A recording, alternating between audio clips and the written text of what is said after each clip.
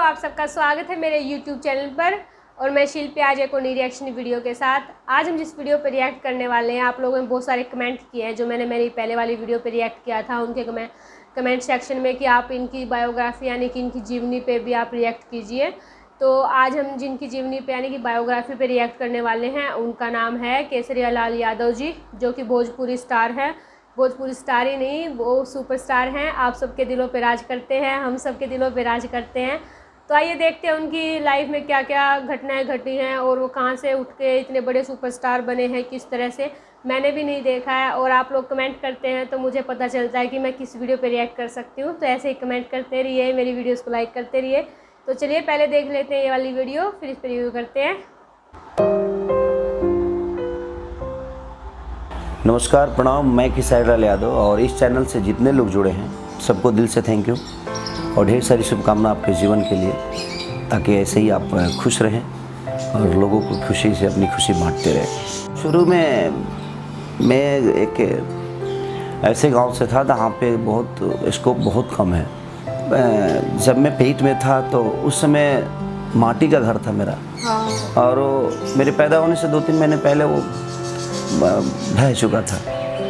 तो रहने के बाद अब आदमी कहाँ जाए, तो फिर बगल में एक हमारे जैसे गांव में बहुत सारे लोग अपने होते हैं, उनका ही घर था, वहीं पे पैदा हुआ था मैं। फिर 3-4-5 महीने मेरी माँ वहाँ रही, अपने परिवार के ही अपने ख़ानदान के ही लोग थे। फिर हमारा घर धीरे धीरे बन गया। तो शायद माँ वहाँ आई, ये मैं अपने माँ के मुँह से सुनता हूँ, पापा के मुँह से सुनता हूँ, क्योंकि मुझे तो उस वक्त याद तो है नहीं चीज़ें। क्यूट है ना। तो मम्मी पापा बताते हैं मुझे कैसा था। 6-7 बरस का था तब से मैं दूध बेचता था, भैंस चराता था। तो काफ़ी गांव में मेरी काफ़ी दिन मेरी जीवन कटी है। उसके बाद मैं जो रामायण महाभारत गाते हैं गांव में, वहाँ पे मैं सीखने लगा रामायण महाभारत। और लोगों के साथ झाल बजाते समय मुझे 10 रुपये मिलते थे। तो उस वक्त 10 रुपये ज़्यादा थे। 98-99 से मैं करीब इस लाइन में आया। तो 10 रुपये मिलते थे। कहीं कहीं में कुछ ज़्यादा बोलता था तो 10-20 और ज़्यादा मिल जाते थे। तो दिन भर रात भर में शो करता था और दिन में मैं पढ़ाई करने जाता था। तो बहुत कष्ट होता था कि अपने पैसे से पढ़ाई करना बड़ा, लेकिन अच्छा भी लगता था कि मैं अपने पैसे से पढ़ाई कर रहा हूँ। बहुत कम ऐसे फाइनेंशियली चीज़ें हो पाती थी क्योंकि पापा अकेले कमाने वाले थे।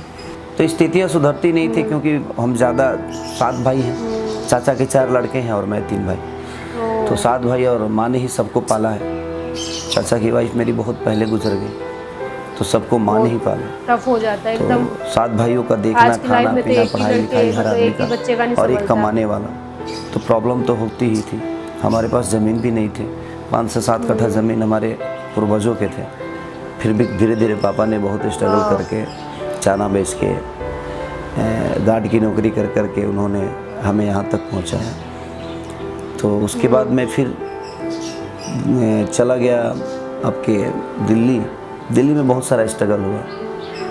फिर लिट्टी चोखा बेचने लगा। लिट्टी चोखा बेच के फिर शादी हो गई मेरी। फिर लिट्टी चोखा बेचा वाइफ के साथ। पापा, मैं, वाइफ, मम्मी सब लोग दिल्ली रहते थे। एक झोपड़ी था, उसी में लिट्टी बनता था और हम लोग बेचते थे। लेकिन धीरे धीरे उसी लिट्टी के पैसे से 10-20 और कुछ शो कर करके मैंने कुछ पैसे 10 या 12 हज़ार रुपये जुगाड़ किया था। और उसी पैसे से मैंने कैसेट गाया था, जो कैसेट फ्लॉप हो गया, कुछ आया नहीं, नाम भी नहीं हुआ। तो मैं लोकगीत का गायक था ही नहीं। मैं एक रामायण महाभारत गाता था। गाते भी हैं। उसमें कितने पैसे, तो मेरी गायकी भी डिफरेंट थी लोगों से। जो लोग गीत गाते हैं उन लोगों से डिफरेंट गायकी थी मेरी। लेकिन फिर एक कैसेट गाया 24,000 रुपये लगा के। वो कैसेट थोड़ा बहुत बजा। उसके बाद कंपनी प्रोजेक्ट होने लगे। तो कंपनी प्रोजेक्ट होने लगे तो मेरे पैसे नहीं लगते थे, कंपनी लगाती थी मेरे ऊपर। फिर 2-3 कैसेट ऐसे गाया, 4-5 कैसेट करीब। फिर उसके बाद एक कैसेट गाया मालभेटाई मेला में। बच्चे हर किसी के लिए कुछ न कुछ अच्छा लेके आते हैं। मेरी बेटी हो चुकी थी तो वो रातों रात मुझे स्टार बना दिया। यानी लोगों के दिल में एक जगह बना दी। स्टार नहीं बोल सकती, लोगों के दिल में एक मेरी अहमियत जो मेरी पहचान थी, जो छुपी हुई थी, उस कैसेट ने मुझे एक पहचान दिया और रातों रात में सबके दिल का राजा बन गया। और उसके बाद सिलसिला शुरू हो गया। तो फिर उस वक्त भी मैं लिट्टी चोखा बेच रहा था। फिर जब कैसेट बड़ा हिट हो गया तो फिर लिट्टी चोखा का दुकान मैं छोड़ दिया, पापा बेचने लगे। फिर पैसे जब आने लगे तो मैंने पापा को भी बोल दिया, पापा ये सब छोड़ दीजिए।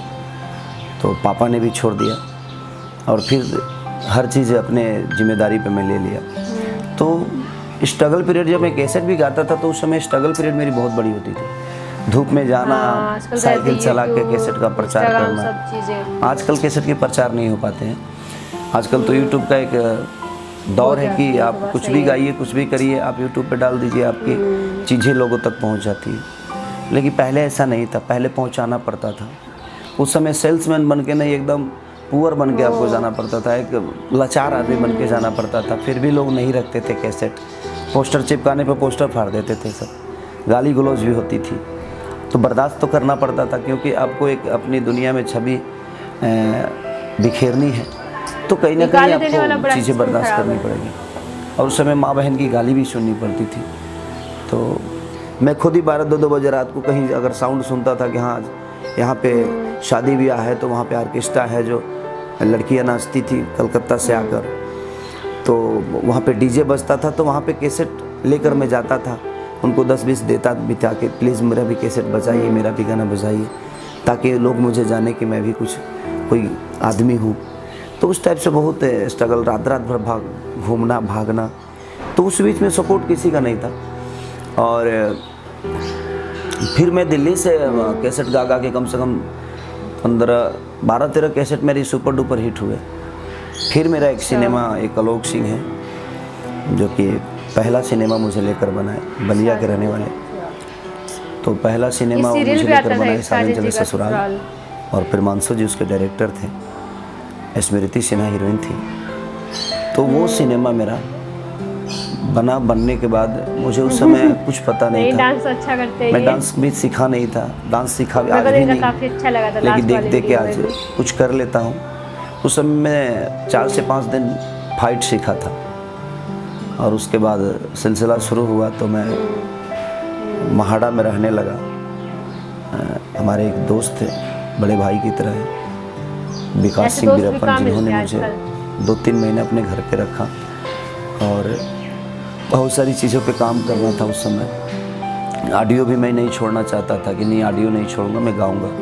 तो आज तक मैं ऑडियो गाता हूँ, इतने ज़्यादा हर सीजन में 25, 30, 40 गाने गाता हूँ मैं। हाँ, जो जिसको पसंद हो छोड़ना ही चाहिए। लोकगीत गाते रहता हूँ। तो उस वक्त अकेले रहता था, खाना बनाना, कभी कभी खाना बना भी नहीं पाता था, तो मैं मार्केट से खाना खरीद लेता था। तो उस वक्त पैसे आ गए थे मेरे पास, ताकि मैं कुछ खरीद सकूं।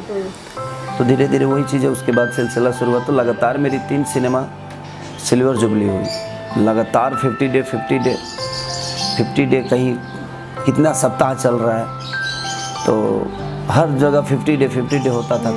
कभी किसी 30 हॉल में, तो कभी 40 हॉल में, इस टाइप से सिनेमा मेरे चलने लगे। और लगातार 3 सिनेमा मेरा 50 डे हुआ। और उसके बाद जो भी किया सब अच्छे लेवल का सिनेमा किया मैंने, और आज यहाँ तक पहुँचा।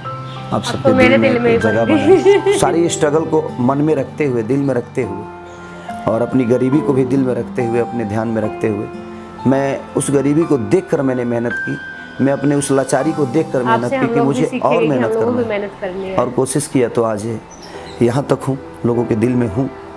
और कोशिश हर दिन करता हूँ मैं, जे आज 10 जानते हैं तो कल मुझे 15 जाने, ताकि मेरा मेहनत हमेशा ऐसे ही बरकरार रहे। और कोशिश रहे कि आज मुझे 30 करोड़ जनता मोहब्बत करती है, 40 करोड़ करती है, कल मुझे 125 करोड़ जनता में प्यार और आशीर्वाद दे। तो कोशिश यही रहती है। तो देखिए, जीवन जब तक स्ट्रगल करके यहाँ तक नहीं पहुँचे, तो फिर उस जीवन का कोई मतलब नहीं। हम दौड़ के कुछ हासिल करते हैं तो हमें लगता है कि मैं दौड़ा हूँ, खुद को गिल्टी कभी फील नहीं होती। तो कोई ज़रूरी नहीं है कि हर आदमी स्टार बने, हर आदमी लोगों के दिल में अपनी अहमियत जगाए और लोगों के दिल में अपनी अहमियत बना ले। आप जहाँ भी रहें, जिस क्षेत्र में रहें, उस क्षेत्र में आपको बहुत बड़ा स्कोप है। इसीलिए मेहनत से कुछ भी हासिल हो सकता है, बशर्ते आप मेहनत कहाँ कर रहे हो, ये बहुत ज़रूरी होती है। कहीं ना कहीं आप जहाँ भी मेहनत करिए, ईमानदारी से करिए, आपको वो चीज़ें मिलेगी। और मैं उसका एक मिसाल हूँ, क्योंकि मेरे पास ना गायकी थी और पैसा भी नहीं और ना ही कोई चेहरा था और ना ही कोई पहचान थी, लेकिन उसके बावजूद भी मेहनत किए हम, अपने औकात से ज़्यादा मेहनत किया मैंने। तो मेरी वो लेवल नहीं थी, उसके बावजूद भी पैदल घूम घूम के, ट्रेन पे बैठ के, बस के ऊपर बैठ के बहुत सारी चीज़ें की, तो चीज़ें तो आ गई ना अपने पास। आज लोगों के दिल में एक जगह तो है ना, तो बस कोशिश करिए, मुश्किल नहीं है कुछ भी, अगर ठान लीजिए आपके अंदर वो अगर शक्ति है, आपका मंजिल तय है, तो आपको कोई रोक नहीं सकता। आप दुनिया के दिल में अपनी एक जगह बना सकते हैं। चलिए प्रणाम। इस चैनल पे जो स्टोरी मैंने आपको बताई अपने जीवन की, अगर आप 10 भी इसको फॉलो करें तो शायद आप 10 की जीवन बदल जाएगी। और इस चैनल पे बहुत सारे ऐसे लोगों से जीवन से जुड़ी हुई चीज़ें हैं जो आप सुने, ताकि हो सकता है जब आप फ्रस्ट्रेट हैं तो उस चीज़ों को कभी फ्रस्ट्रेट होकर कुछ गलत काम ना करें, ताकि आपके माँ बाप आपके पीछे हैं, आपकी परिवार है, पूरी फैमिली है। तो मेरे कहने का मतलब कि जीवन में बहुत कुछ स्ट्रगल होता है। स्ट्रगल से कभी भागिए मत, स्ट्रगल से घबराइए मत, क्योंकि स्ट्रगल आपके जीवन का वो हिस्सा है जो आप जिस दिन आपको कामयाबी मिलेगी तो आप दुनिया का एक एक्सप्रेशन बन सकते हैं। आप अगर आप स्ट्रगल करके नहीं आएंगे तो आपके जीवन में कुछ बताने के लिए नहीं रह जाता है। तो स्ट्रगल को हमेशा अपना ताकत बनाइए, ताकि आपके जीवन में आपके अपने बच्चों को भी बताने के लिए कुछ तो चीज़ें हो जो आप अपने बच्चों को बोल सके कि मेरे पास ये था बेटा, मैं कुछ नहीं था। तो जब स्ट्रगल करके आएंगे तो आपकी अपनी कहानी होगी, आपके अपने इतिहास होंगे। और इस कहानी को ज़रूर पढ़िए कि एक लिट्टी बेचने वाला, एक भैंस चराने वाला, एक दूध बेचने वाला आदमी यहाँ तक पहुँच सकता है। तो आपके पास तो आप कैपेबल हैं, आपके पास तो बहुत सारी आज सुविधाएं हैं। हम विदाउट सुविधाएं यहाँ तक पहुँचे थे, लेकिन आज तो बहुत सारा स्कोप है, बशर्ते हमें लगन से चीज़ें करनी है। तो आप लगन से चीज़ों को करिए। बस दिल से थैंक यू। इस चैनल को ढेर सारा प्यार दीजिए और अपने जीवन को कभी डिप्रेशन में लेके मत जाइए। कोशिश करिए कि आप दुनिया के इतिहास बने और उस इतिहास के पन्ना दुनिया पढ़े और कुछ सीख मिले आपसे। Thank you. इनकी जीवनी देख के मेरे को सच्ची में लगा कि जैसे कि इन्होंने स्टार्टिंग से बताया कि मैं जब पैदा हुआ था उसी टाइम से हमारा घर ढह गया था, और मैं उसके बाद बड़ा होने के बाद दूध बेचता था। उसके बाद फिर ये दिल्ली गए और वहाँ पे लिट्टी चोखा बेचते थे, और उसके बाद इन्होंने 10-12 हज़ार रुपये जितने भी इकट्ठे किए थे वो सब बेचने के बाद भी इन्होंने अपनी कैसेट रिलीज़ की, और फिर वो भी इनकी फ्लॉप हो गई। लेकिन फिर भी इन्होंने अपना पैशन नहीं छोड़ा और अपने पैशन को फॉलो किया, और आज यहाँ पे खड़े हैं ये। आज हमारे सबके दिल में इन्होंने जगह बनाई हुई है। और जैसा कि इन्होंने बोला कि कभी भी रेस में दौड़ना नहीं छोड़ना चाहिए। कम से कम हमें ये तो रहेगा कि हम लोग दौड़े हैं, हम लोगों ने मेहनत की है, कम से कम कुछ ना कुछ तो बताने को रहेगा। और जैसा कि इन्होंने बोला कि 10 लोग भी अगर इनको देख के फॉलो करते हैं, और उन्होंने बताया कि आजकल तो इतनी सारी चीज़ें हैं, देखी जाए तो हम लोग कुछ भी कर सकते हैं। आज के टाइम पे हम कहीं भी अपना प्रचार कर सकते हैं। जैसे कि ये बता रहे थे कि मैं तो सेल्समैन बन के जाता था, तब जाके कोई 10-10, 20-20 रुपये में बोलता था कि मेरी कैसेट बजा दो, फिर भी लोग नहीं बजाते थे और गालियाँ भी देते थे, जो कि सबसे बुरी चीज़ है कि लोग गालियाँ भी देते हैं फालतू में ही, जबकि उनका कुछ काम भी नहीं रहता, कोई पैसा भी लगाना होता और कुछ करना भी होता, और फिर भी गालियाँ सुनाते हैं लोगों को। ये मेरे को बड़ी गंदी चीज़ लगती है।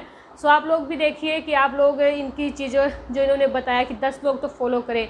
आप लोग जैसे इनके गाने देखते हैं सारे के सारे कि इनके गाने आप लोगों को इतने अच्छे लगते हैं, तो आप इनकी जीवनी भी ज़रूर देखिएगा। और जैसे कि मैंने पहले अपने जो वीडियोस इन पे रिएक्ट किया था, जिन वीडियोस पे इनके गानों पे, तो आप इनकी जीवनी को भी इतना ही प्यार दीजिएगा जैसे कि मैंने अभी इस पे रिएक्ट किया है। तो आप लोग इनकी जीवनी से जो 10 चीज़ें या 10 लोग या जो भी एक चीज़ भी कोई सीखता है तो आप उसको ज़रूर फॉलो कीजिएगा। मैं ज़रूर फॉलो करूँगी सच्ची में, और आज से मैं और भी डबल मेहनत करूँगी, क्योंकि हमारे पास बहुत सारी चीज़ें हैं कुछ करने के लिए। तो आप लोग भी मेरे चैनल को सब्सक्राइब कर लीजिए, लाइक कर दीजिए, शेयर कर दीजिए। तब तक के लिए बाय बाय, टेक केयर, खुश रहिए, अपनी एक नई पहचान बनाइए। Bye bye.